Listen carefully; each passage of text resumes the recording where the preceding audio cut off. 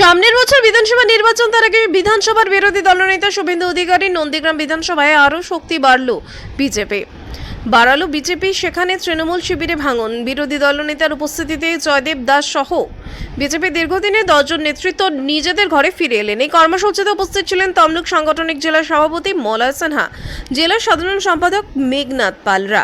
তারা জয়দেব দাস সহ তার অনুগামীদের হাতে বিজেপির পতাকা তুলে দেন। 21 বিধানসভা নির্বাচনের পরে 2022 সালে বিজেপি ছেড়ে তৃণমূলে যোগ দিয়েছিলেন এই নেতৃত্বরা। আবারও বিজেপিতে ফিরলেন তারা, যদিও এদের ঘরওয়াপাসি নিয়ে তীব্র কটাক্ষ ছুড়েছেন তৃণমূলের ব্লক সভাপতি বাপাদিত্য গর্গ।